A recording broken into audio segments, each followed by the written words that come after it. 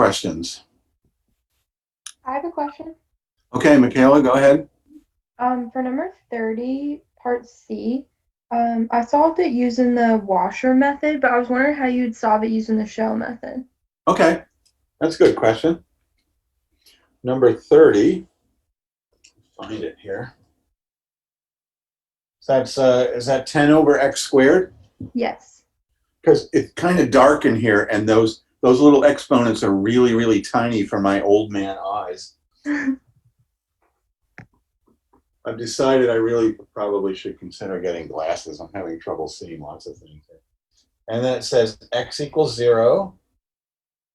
Oh, and then it says y equals 0, x equals 1, and x equals 5. Okay, so all this information describes a region, something called a bounded region, which means it's totally enclosed. There's no places to leak out or anything like that. All right, so first of all, so just a little, you don't need to write this part down. The standard graph, y equals 1 over x, that's what 1 over x looks like. But when we square it, all of the negatives become positive, so this flips up. So if we did 1 over x squared, that would look like that. And what effect does the 10 have on that? This is 1 over x squared. What effect would that 10 up in the numerator have on it? A vertical stretch? A vertical stretch. Yeah, that's good. It's going to make it a lot steeper looking. And to think about the vertical stretch thing for just a second, right? So this is going to make it sharper looking like that. And since we're over in the first quadrant, which we're always over in the first quadrant, so we're dealing with this. Y equals 0 is the x-axis. And then we're going from x equals 1 to x equals 5. So the region for this problem is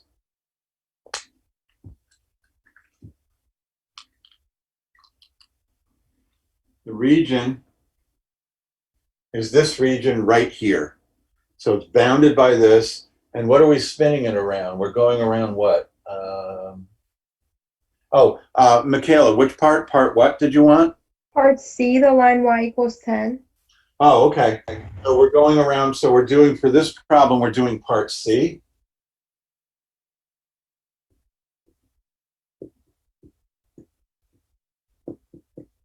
So we're going around the line y equals 10.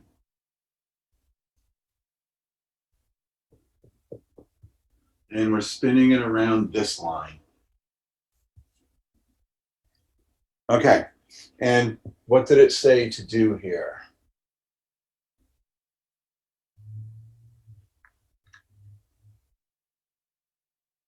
Oh, so this says use disc, washer, shell, use whatever works is what this problem is, right? Mm-hmm. So this one, if you wanted to do this by, I think you said this, washer is the correct way to do this, right? Is that what you said? Yeah, washer is the right way to do it. Let me exaggerate. So shell would be kind of awkward here. To do this by shell method, it would be very much like number 15. So I'm going to exaggerate this drawing a little bit and show you what you'd have to do it by washer. It's a good question, by the way. Not need to make that more. Hold on.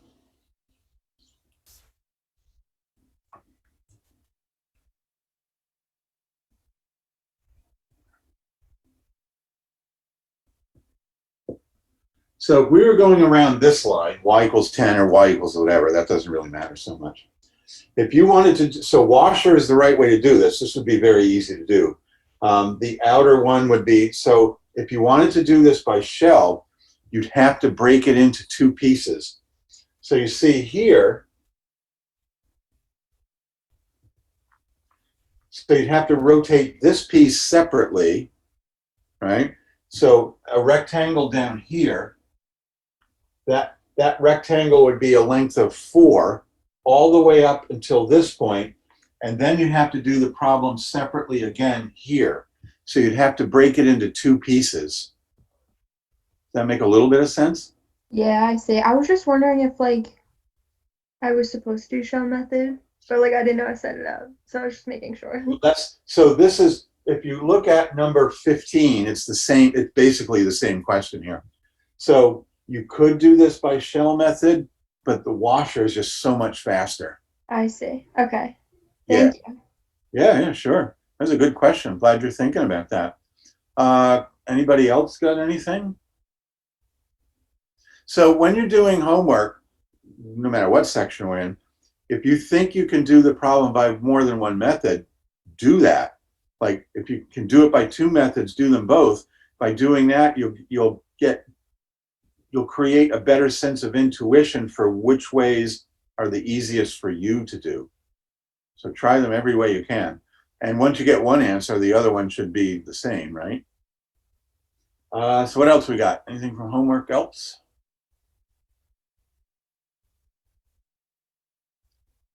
Okay, here's what we're doing tonight. We're not spinning anything tonight. Taking a little break from spinning stuff.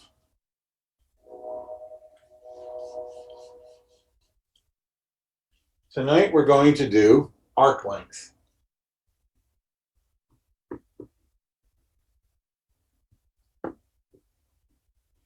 So the word arc here is kind of like the word segment. So an arc is a piece of a line, but our lines are going to be curvy on here. So let me give you an example.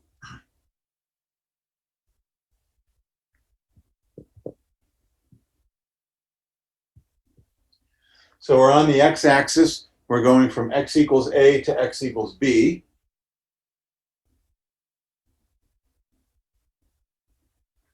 What we're going to do tonight is exactly how long is that line. Now, straight lines are easy to find, but we're going to find the length of this curvy line. And you're thinking, well, how are we going to do that? Well, I'm going to show you.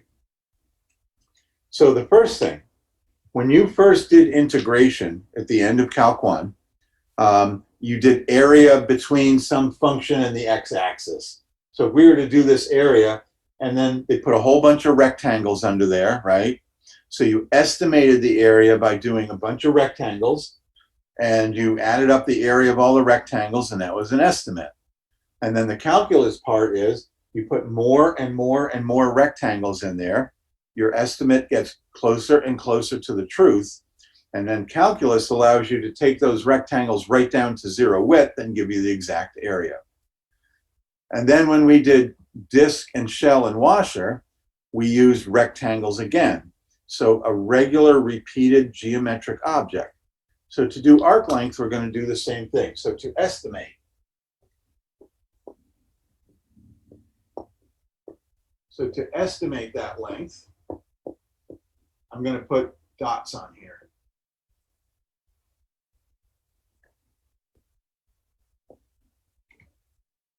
So I have 1, 2, 3, 4, 5 dots.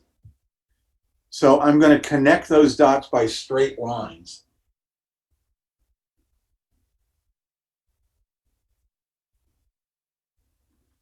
So what we have here is 1, 2, 3.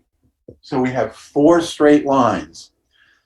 So if we knew what this function was, and that's not important right now, we could figure out the xy coordinates of every one of those red dots. And once we have the xy coordinates, we can use the distance formula to figure out the length of each one of those straight lines. And then we would add them all up, and that would give us an estimate of that curvy arc. So there's the logic. So this estimate's probably not going to be pretty good, because this black line is a lot longer than that red line here. This black line is a lot longer than the red. So how could I make my estimate better? What could I do to make my estimate better than those 4? Add more dots. Yep, putting more dots. Excellent, Michaela. Which means I have more straight red lines, right? And the red lines would be shorter. And if I wanted the estimate better, I'd put in lots of red dots and the lines would get shorter, but I could still figure out the straight line distance of all of those. So this is calculus. The exact area would be to put in how many straight red lines, how many red dots in calculus to make it exact. Infinite. An infinite number, right? So we would put in red dot, the whole thing would be red, but each of those lines would shrink down to a 0 length. Just like when we did areas that our rectangles shrunk to a 0 width. So it's that same idea here.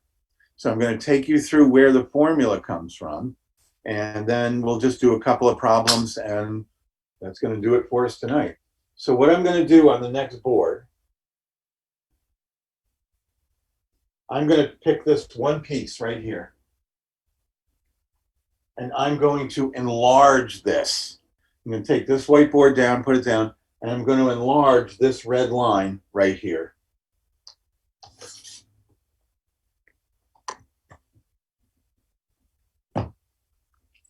And everybody can hear me tonight, which is nice. Oh, I think, was it you guys last time I lost the audio? Was that you or the other class? I can't remember. Yeah, like I think you couldn't hear us. Oh, I couldn't hear. I found out what happened. It was me. My little keyboard for my iMac, when I set the book down, I set it down on the button that mutes the volume, so I couldn't. It was me. It wasn't Zoom. I discovered it. So there you go. All right. So here we go.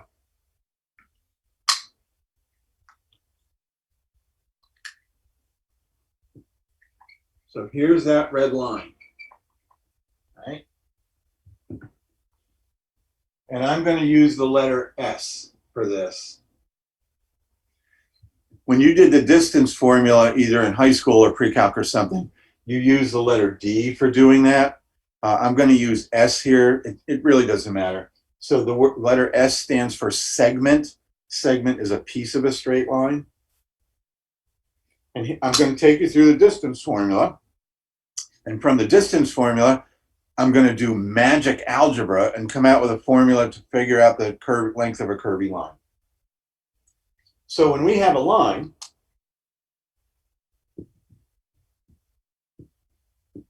that creates a right triangle. So this point would have coordinates x1, y1. This would have coordinates x2, y2. And this coordinate down here will be x2, y1. So those are the corners, the vertices of that rectangle. No calculus yet.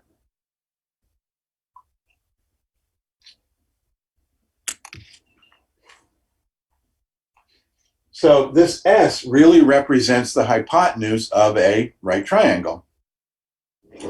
So to figure out the length of a curvy line, we're going to bring Pythagoras back from life from 3,000 years ago. The length of this side is x2 minus x1, right? Big minus little. The length of this side is y2 minus y1, top minus bottom. So that should all look familiar from algebra, right? So then you were told the distance formula looks like this.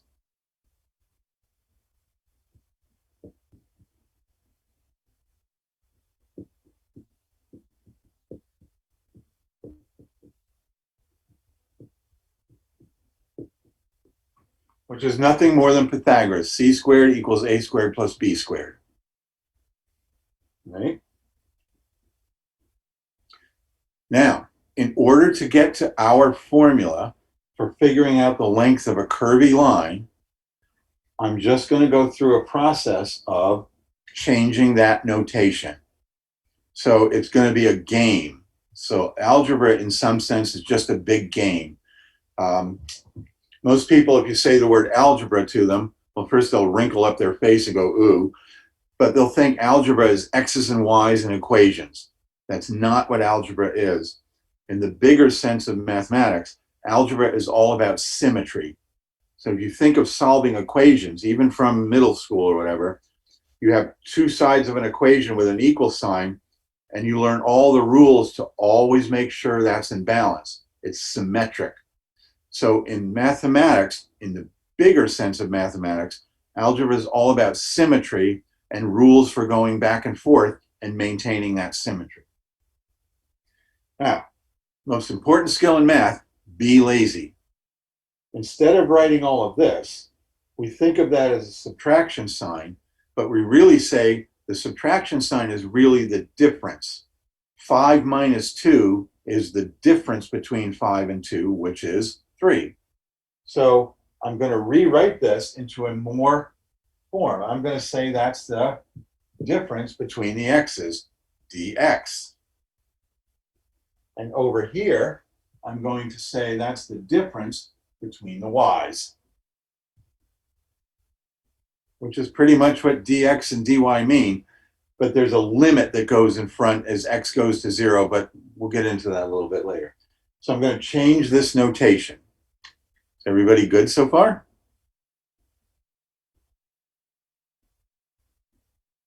Somebody make a noise. I think I've lost the audio. Just anybody, just clap your hands.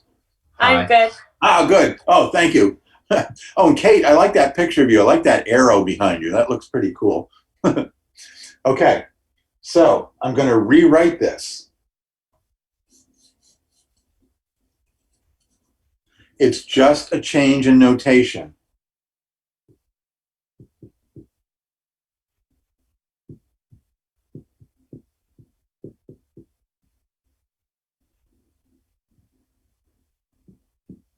All I did, difference between the x's, difference between the y's, and square them. Okay, so it's like 5 more steps, and this wonderful simple formula is going to just pop out of nowhere here. All right, now, true or false? If I were to multiply this by the number 1, what would that do? Keep it the same. It would keep it the same. In fact, multiplying, when you're multiplying, 1 is called the identity element. Multiplying by 1 just gives you back exactly what you have. So I'm going to multiply that by 1. Haven't changed anything. How many ways are there to write the number 1? How many different ways can I create the number 1? An infinite amount. An infinite amount. Can you give me one example? 1 over 1. 1 over 1 is 1. How about pi over pi? Is that equal to 1? Yes. So you're correct. There's an infinite number of ways to write the number 1.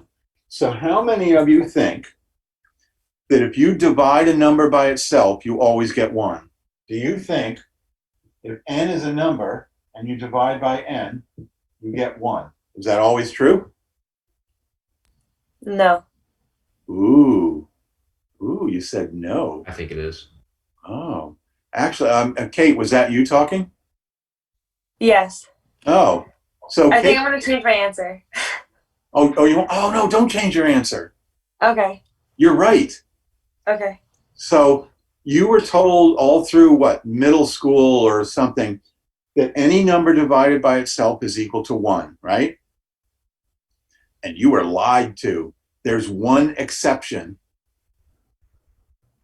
What number can't you divide by itself? 0. Perfect. This is only true if n is not 0. Any other number, any non-zero number divided by itself is equal to 1. That's true. 0 is the exception.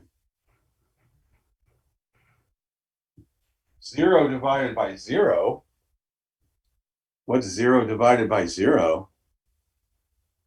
0. No, 0. no, See? no. Well, Undefined. wait. 0 over 0 is anything you want it to be. 0 over 0 is the derivative. It's the slope of a tangent line. It could be 0, could be 1, could be infinite. So 0 over 0 is something called an indeterminate form. We'll get into that at the end of chapter 8. So I'm going to create the number 1 as something divided by something, but not 0. So instead of the number 1, I'm going to rewrite that as dx over dx. Dx does not equal 0, so that's equal to 1. Okay, so far? We're doing some real math tonight. Now, I'm going to step back a little bit. Forget this for a minute. In fact, I'm going to go to this other board. Don't need this anymore.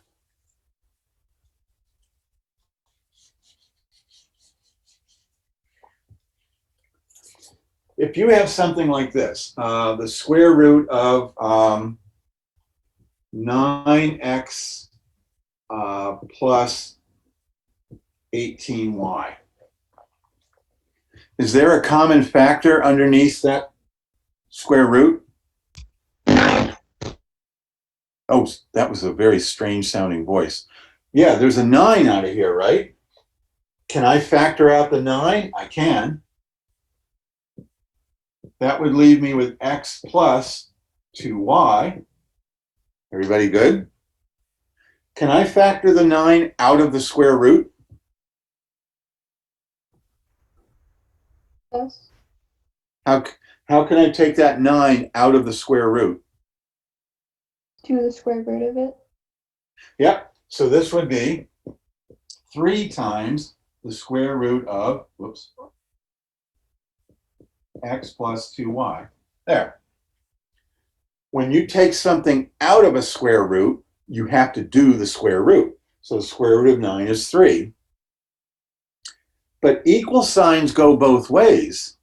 Not only can you factor out of a square root, you can put things into a square root. I can put that 3 into the square root, but I'd have to square it to make it correct. So you could take things out of a square root by doing the square root. You can put things into the square root by squaring them. And that's what I'm going to do.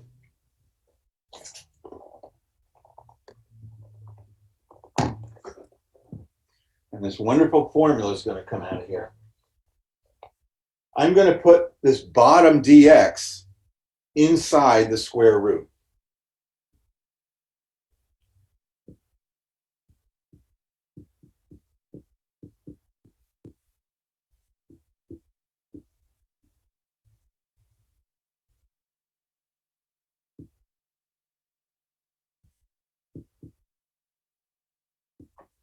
But if I put it inside the square root, what do I have to do to it? Square it. I have to square it. All right. Everything I've done here is legal algebra. This is really kind of a game of symbols going on here.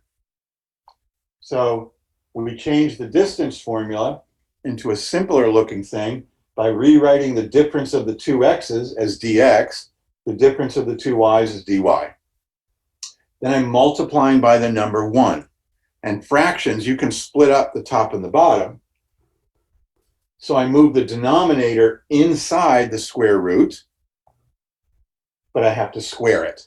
And I'm leaving that dx on the back. And that dx is going to be part of our integral. So let me pause here for a second. Has anybody got a question yet? All right. Now, I'm going to erase this. Now I'm going to distribute this through here. Oh, there should be another parenthesis there. There we go. So I'm going to multiply this 1 over dx squared all the way through. That gives me dx over dx squared plus dy over dx squared. And I still have that dx out the back. So I wrote the number 1. I took the bottom of that fraction inside to the square root and squared it. And then I just multiplied it by each of these. I'm going to pause there for a second, see if we got a question. the textbook does this too, but they do it in like 5 sentences or something. And just like when I showed you where the formula for shell method came from, shell method formula is simple, and you don't need to know where it comes from exactly, but that mathematical thinking is just so elegant. It's nice to know a formula comes from something reasonable. All right, so now we're up here. Almost there.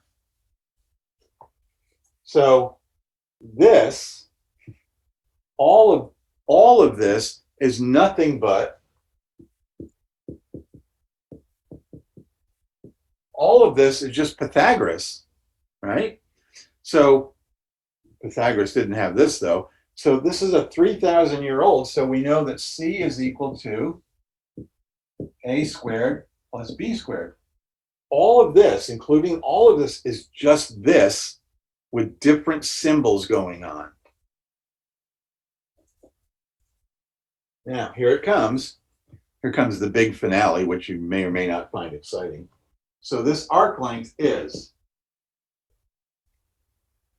what's dx over dx? 1. What's dy over dx? We have another name for dy over dx. All the way back to Calc 1. dy dx is the formal notation for a what? We're going to be doing some Calc 1 stuff tonight, and it's going to like rattle your brain because you haven't seen it in so long. What's another way? What's another notation for dy dx? How about that? I'm sorry, what? The derivative? Yes, John P. This is the derivative. Dy dx is y prime. Dy dx is f prime of x. This is the notation for derivative. Difference of the y's over difference of the x, let them shrink to 0. This thing in the parentheses is the derivative, and then we square it.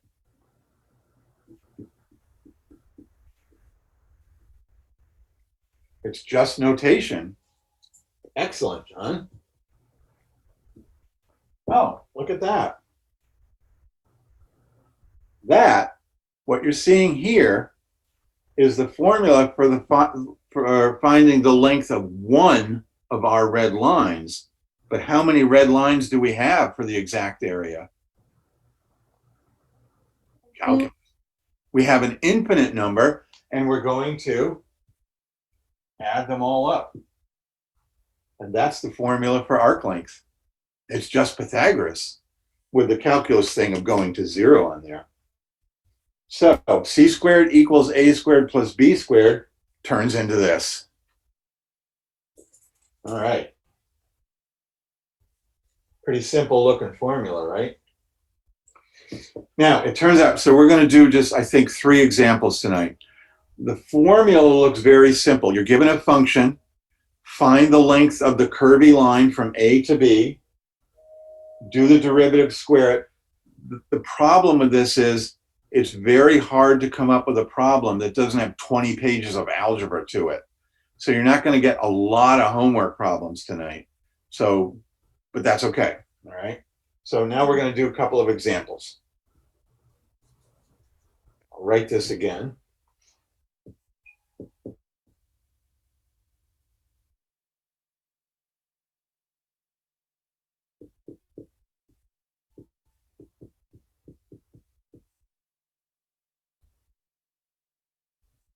Okay, here's our first example.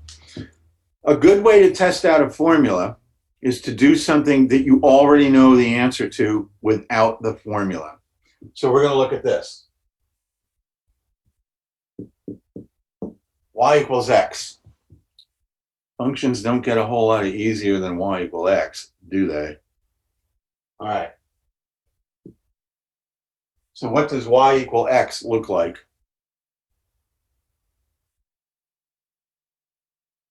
The most basic graph there is.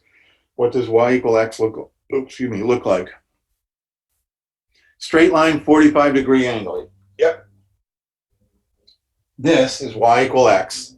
Straight line, exponent of 1, And everywhere x and y are the same. It's always the same numbers. So we're going to go from 0. We're going to go from 0 to 3.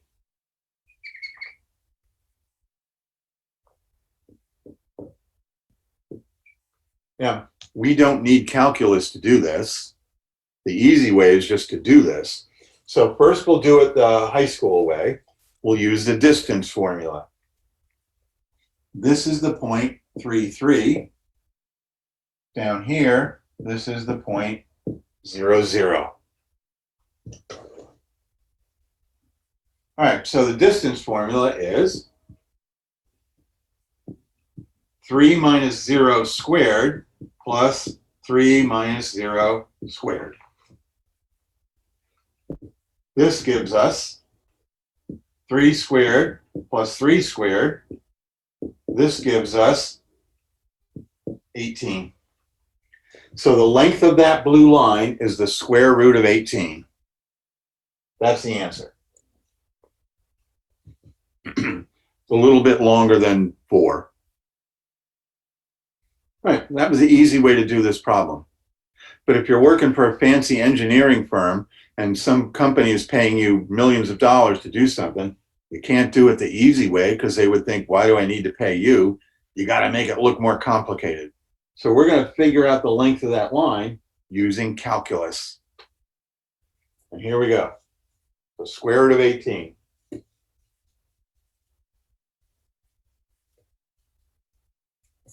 So our function is y equals x. What's the derivative of x? 1. 1. And then we have to square it. So y prime squared is 1 squared, which is just 1. So we're going from 0 to 3, because I said so. The square root of 1 plus 1 squared, which is 1, dx. Straight line's pretty straightforward here. So this gives us the arc length, S,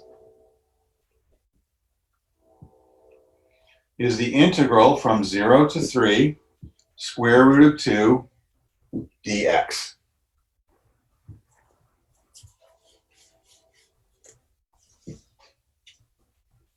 All right, everybody okay so far? All right. What's the integral of square root of 2? Or 2x. Square root of 2x, exactly. Square root of 2 is just a constant. So this integral is x times the square root of 2, and we're going from 0 to 3. A constant, when you integrate, it's just the variable times that. Does that look funny that I put the x in the front? Does that look odd? Is it okay that I put the square root, that I put the x in the front? Kyle, well, Kyle, no, yes. No to what? Yes to what? I'm not sure what you're saying no and yes to.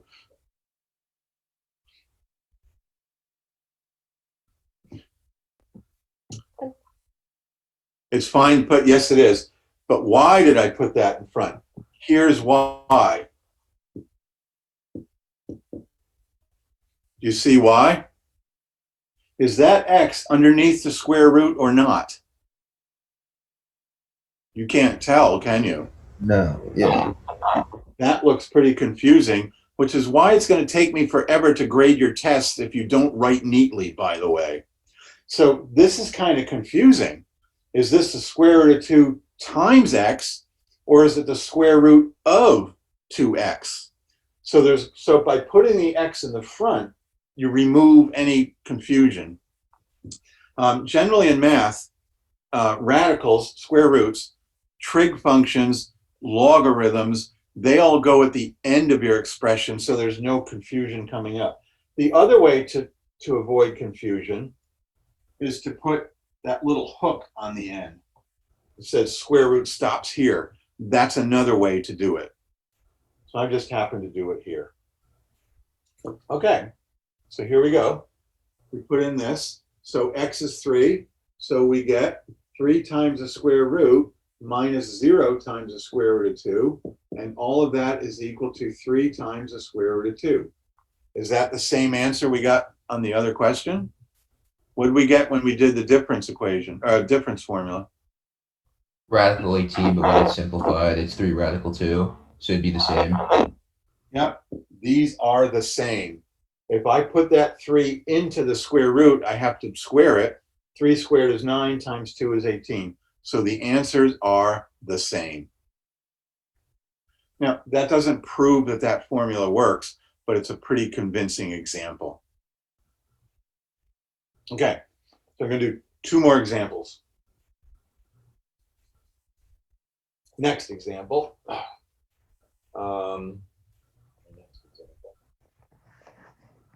Next example is number 4. Oh, it's getting really dark in here. Hang on, I gotta pull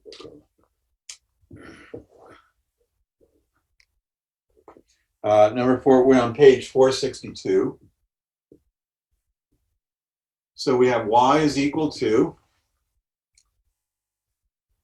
1/2 x squared plus 1. That's the function. And we're going from 0 to 3. In the book, they show you a picture of that, but, oh, wait a minute, sorry, never mind. Hold on. I'm in the wrong section. I think it's the same problem though, hang on. No, sorry. Number 6, and I'm on page 473. We are in section 7.4 now. The function is y is equal to 2 times x to the 3/2 plus 3. And we're going from 0 to, wait a minute, hold on, hold it up to the light.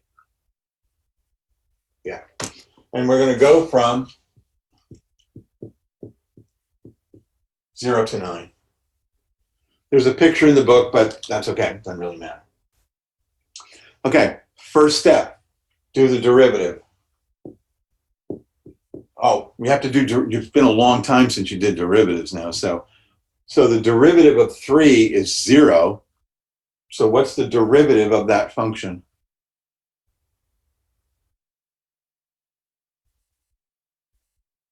Derivatives, that was like months ago. You first learned derivatives in a classroom because you did that before all this craziness settled down onto us. What's the derivative of 2x to the 3/2? Well, the exponent comes down, so 3/2 comes down, the 2's cancel, and that leaves me with 3x. What's the exponent on the x from doing the derivative? 1/2, yeah, you subtract 1. So we get 1/2. That's the derivative. The derivative of 3 is 0.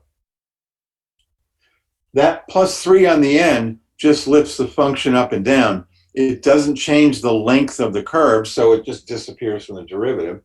Now we have to square both sides. And we get 9x. We square the 3, we get 9. And when you square x to the 1/2, when you square an exponent to an exponent, you multiply. 2 times 1/2 is 1. So there's a derivative.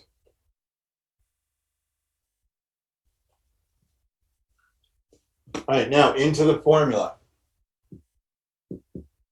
We're going from 0 to 9 because that's what the problem tells us to do. And we have the square root of 1 plus the derivative squared, 9x. And then dx. So that brings us to that integral. So the next question now is, how do we do that integral? U substitution. We use a U substitution on here. So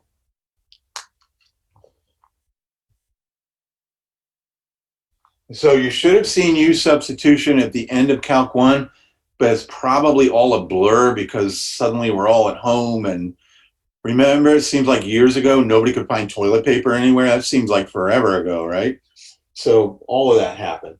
So we're going to have U equals 1 plus 9x. We do the derivative of both sides with respect to x.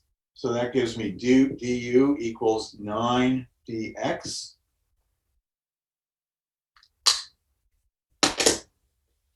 So this 9 is taken care of here.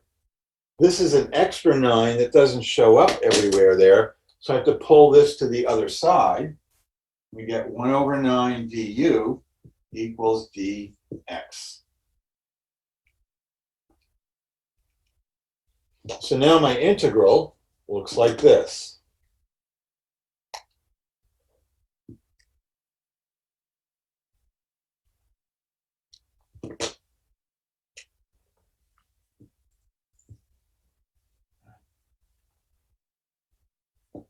Under the square root, 1 plus 9x, that is u.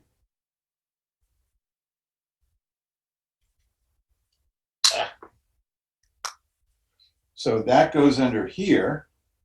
This 1/9 is a constant, so you have to replace the dx too. So 1/9 is a constant, I can put that out in front, and then I have du. So that's the u substitution. And I'm going to stop right there in case somebody has a question. Anybody got a question about anything?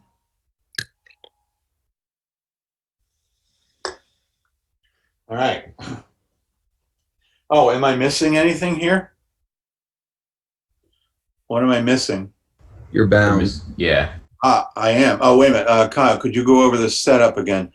The setup for the U substitution, or which part, Kyle? Oh, U substitution. All right, so we've got the square root of this thing. So the square root of 1 plus 9x, there's no rule for doing that derivative. So we have to change that to something we could do. So the 1 plus 9x, just the part under the square root, I'm just going to arbitrarily replace all of that by the letter u. Just arbitrary. This is something called a dummy variable. All right? So 1 plus 9x is the letter u, and it's under the square root. But now that we have a u, we can't have a dx out there. I have to change the dx. So from this arbitrary relationship I've made here, we do the derivative of u, which is du, and then we do the derivative of the other side. The derivative of 1 is 0. The derivative of 9x is 9, and there's a dx on the end from there. So that dx in the green, that dx is 1/9 du. The 1/9 is a constant, so I could put it back here, but I can pull it all the way out in front. And now we have an integral that's in a different variable. Instead of doing x's, we're doing u's. But we have to deal with these boundaries. But I can't put 0 and 9 here. Since this integral is dx, this is x equals 0, and this is x equals 9. But I have to change those into u values. Well, here's my translation. If x is equal to 0, what is u equal to? If x is 0, what's u? Just put the x right there. And we get, not 9. Here's the x. I'm multiplying. X is 0. 1. There we go. So this is a 1. if x is equal to 9, what does u equal? 82. 82. Good. Okay. So there's the new integral that now we can do. I'm just going to wait a couple of minutes and see if anybody's got a question or something here.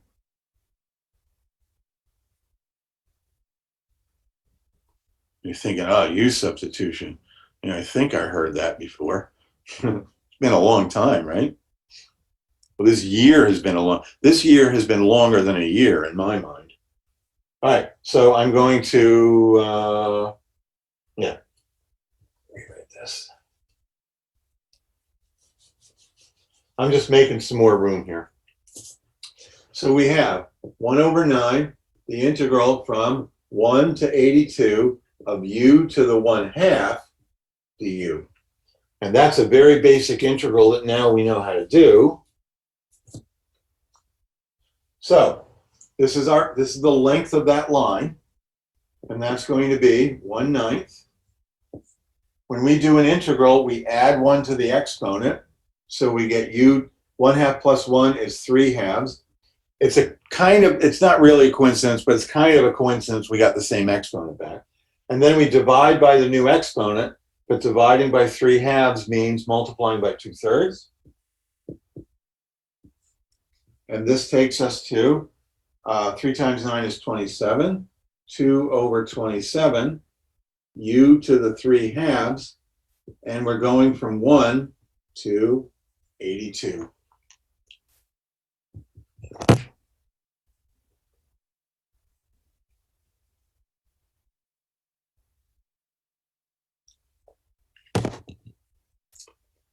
Okay. What's left is to put the numbers in. So we get 2 over 27 times, well, 82. So we get 82 to the 3/2 power minus 1 to the 3/2 power.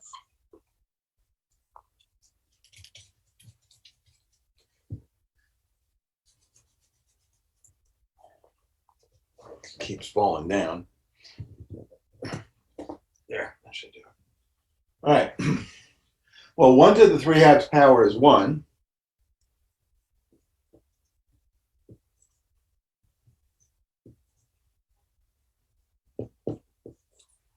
That is the exact answer. That's the exact answer of how long that curvy line is. That function looks kind of like a parabola, by the way. That's the exact answer. And we can't do anything to, so this is exact. But we're gonna approximate it. Everybody know what wiggly equal signs mean? You have wiggly equal signs, it means, yeah, about. Well, the square root of 82 is an irrational number. If the square root of a whole number is not a whole number, it's an irrational number. But 82 is really close to what? 81, right? If this was 81, the square root of 81 would be 9. And then we would cube that, 9 to the 2/3 power. So this is approximately 9 cubed minus 1, which is 729 minus 1. So the exact answer is this. The approximate answer, well, 729 minus 1 is 728. So the approximate answer is 2 times 728 over 27. But that's not what this course is all about here. But here's my question.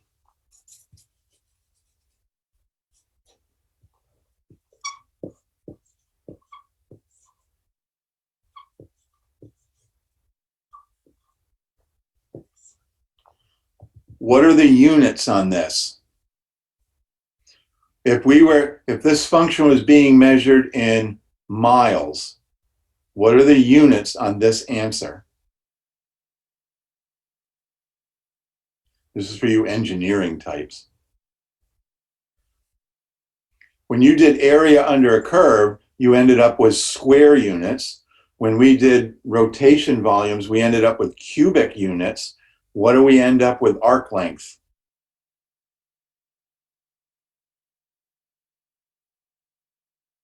Would it be in radians?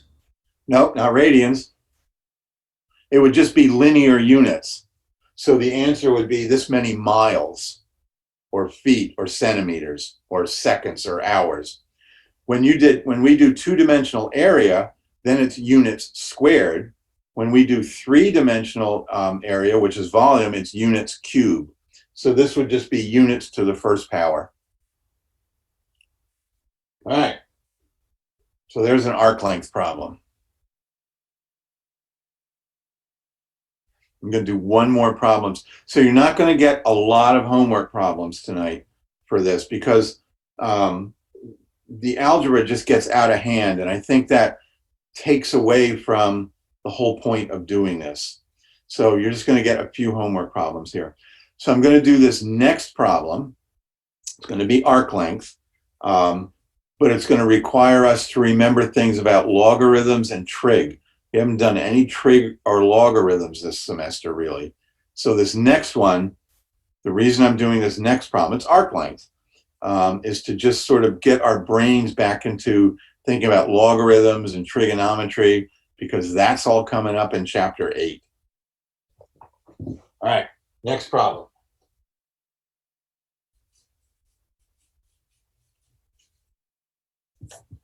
Our function is y is equal to the ln of the cosine of x, and we're going to go from 0 to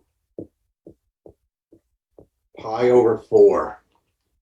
So we got logarithm and trigonometry all in the same problem, and we're going from 0 to pi over 4.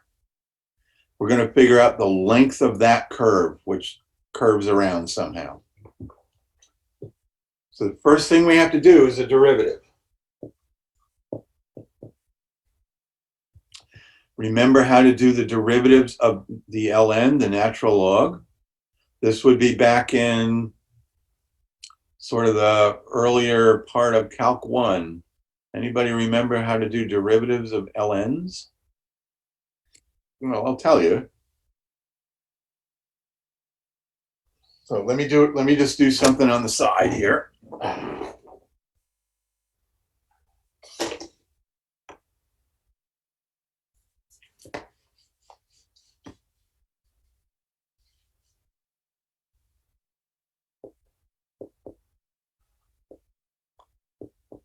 How many of you remember what the derivative of just the ln of x is?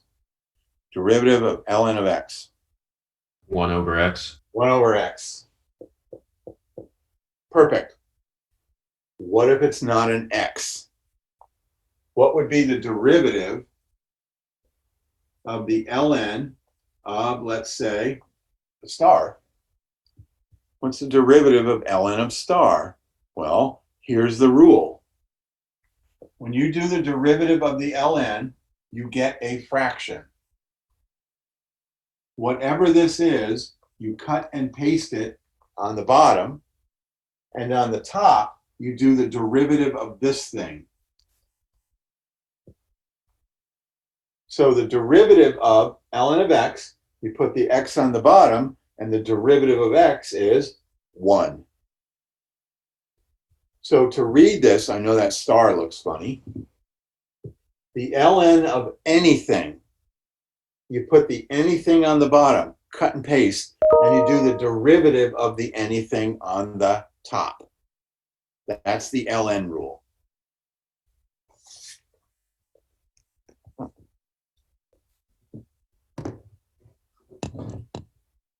So, derivative of this, ln, fraction, the cosine goes on the bottom, cut and paste. On the top goes the derivative of cosine. What's the derivative of cosine? Negative sign. Negative sine, good. how can I rewrite that as something a little bit cleaner? With sine over, I'm sorry, what? Negative tangent. Negative tangent, that's good. The sound of your microphone, Hannah, it's weird. It sounds like you have a whole herd of frogs in your throat. There's some kind of like buzzy thing going on. Yes, My negative. fan's really loud. What is? My fan. Oh, that is sound. Now that you said that, now it's the audio version. It's the audio version of strobe light. Okay. So the derivative of the ln of cosine is negative tangent. Now we have to square this. Square this side. That gives me, when I square this, the negative goes away, and we get tangent squared of x. So there's the derivative squared.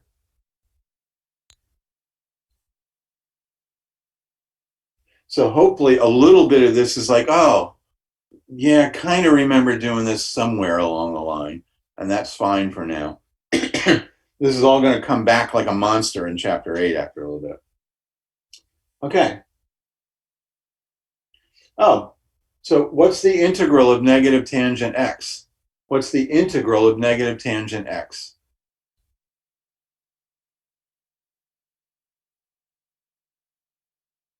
This is. The derivative of this is this. That means the integral of this is this. That's how they work. All right, so we got tangent squared of x. Now we go to the formula, and we're going from 0 to pi over 4. This is probably a scary night because it's all this stuff you kind of don't remember, which is why I'm doing it, by the way. All right, so our arc length is, we're going from 0 to pi over 4, the square root of 1 plus the derivative squared dx. So this is 1 plus derivative squared. That's the formula for arc length.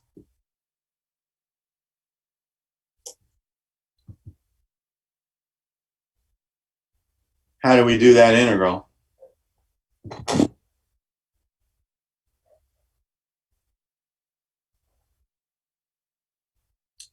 Well, we don't do the integral yet. We go back to our vast and deep knowledge of trigonometry identities. Before we do the integral, I'm going to rewrite something. What am I going to rewrite? What is 1 plus tangent squared? Think back, unit circles and all that kind of stuff. What's one? So what's the big trigonometry identity? Cosine squared plus sine squared equals what?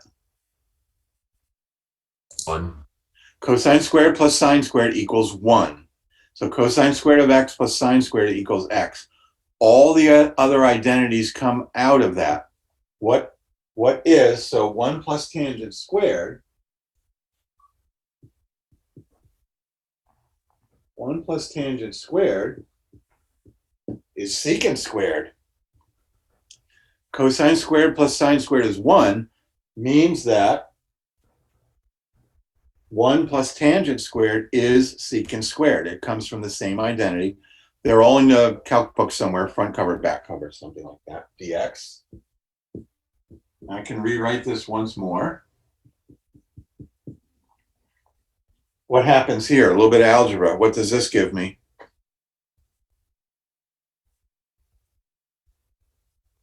We got the square root of secant squared, which gives me, Secant x. I'm sorry, couldn't hear that. Secant x. Yeah, just secant, right. Right? This, oh, sorry. Ah, geez. The square root and the square undo each other.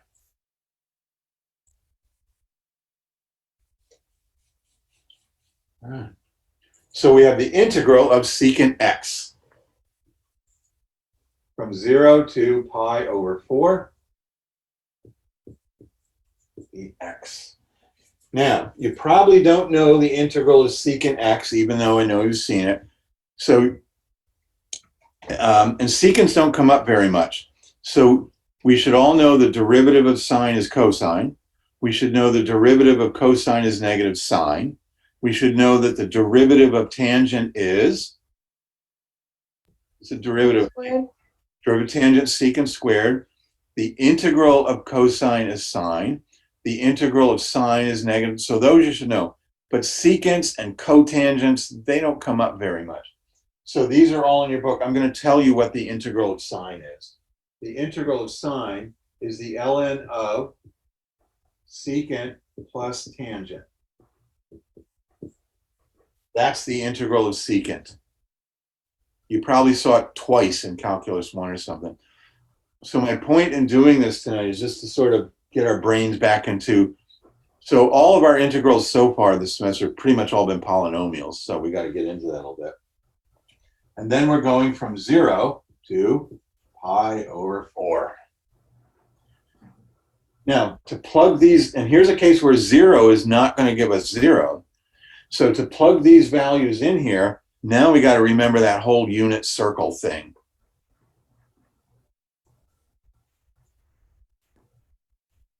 All right. So pi over 4, that angle is a 45-degree angle. What's the cosine of pi over 4? Anybody remember the cosine of pi over 4? 1 over rad 2. Yep, nice. The cosine of pi over 4 is 1 over square root of 2, although some of you probably remember it better as the square root of 2 over 2, but I think this is lazier. Okay, so the cosine of pi over 4 is 1 over radical 2. Secant is essentially the upside down cosine. So the secant of pi over 4 is square root of 2 over 1. Cosine and secant are just upside down from each other. So this gives us the square root of 2. The tangent of pi over 4. So pi over 4 is a 45-degree angle. It's the line y equals x. Everywhere on the line pi over 4, x and y are the same. Tangent's y over x. So the tangent of pi over 4 is 1. 1. Nice. All right, now minus. Now, what's the cosine of 0? 1. Cosine of 0 is 1. The secant turns that upside down, but 1 upside down is just 1. Plus, and what's the tangent of 0? We're right on the x-axis. 0. Tangent of 0 is 0. Excellent. Boy, this is bringing back a whole lot, isn't it? All right, so we get the ln, absolute values, square root of 2 plus 1, minus the ln of, well, 1 plus 0, the ln of 1. So we get the ln of the square root of 2 plus 1. And what's the ln of 1? What's the natural log of 1? 0. That's right. So this is equal to 0. The ln of 1 is equal to 0 because e to the 0 is 1. These two are equivalent statements. Ooh, hey, Brandon and Nicole, did you hear what I just said? These two are equivalent statements. They were in a class with me right before this one. So the ln of 0 is 1. I'm sorry, the ln of 1 is 0. Okay? So this is how long that line is. So my point in going through that was just to bring in some trigonometry and some ln's and all that kind of stuff. I'll bet your heads are spinning. Michaela, you were right on top of all that stuff. That was great. All right, so that's all I'm doing tonight. So you got any questions about anything? Probably like, I'm not really even sure what to ask. That was a bit stunning, I think. So for arc length, I'm only going to give you 3 or 4 problems. There's a bunch in the book, but the algebra just gets out of hand. And you should be able to do all that algebra, but I think that takes away from the whole point of this. So the whole point of this chapter is not very exciting really, but by using regular geometric objects like rectangles or straight lines, we were able to apply those to calculus and come up with figuring out how to figure areas of weird shapes, how to figure volumes of odd looking three-dimensional things, how to figure out exactly how long a curvy line is. So that's pretty powerful stuff, right? For those of you going to Calc 3, you're going to have other kinds of integrals. You're going to have something called a line integral, where you integrate just along that line in one dimension. So some of this will be coming up. So we're not back here again until Tuesday. So I'll send out some homework. Probably not until tomorrow morning. It's almost 8 o'clock. I don't know if I'm going to put homework together tonight or not. So sometime later tonight or tomorrow. So you got a whole bunch of days. So keep going back to the disk and the washer. Section 7.1, which is just two-dimensional area between curves, to start reviewing all of this stuff, all right? So what else we got? Anybody got anything they want to ask me? I bought an extension cord, by the way, so this board looks a little closer to you tonight. I hope that helped. I'm still working on getting the ideal studio here in my living room. All right, well, if that's it, folks, then so email me with questions. If you're feeling a little shy, don't want to ask them here, although nobody can really see you anyhow. If you want to have like a Zoom one-on-one with me, I think I'm relatively free for the next few days. Maybe not completely, but maybe we can meet up if you want to. Kayla is available for you too. She's like way cooler than me, so you should be spending a lot of time with her. And also, there are tutors available through OCC. Sometimes it just helps to have different people explain the same thing to you. So one person might use a slightly different word and it'll make that light bulb go on for you. So just ask all the help you can get for. So if there's nothing else, I guess ta-ta for now, as Tigger would say. I'll see you back here on Tuesday, all right? Thank you. All right, good night, everybody.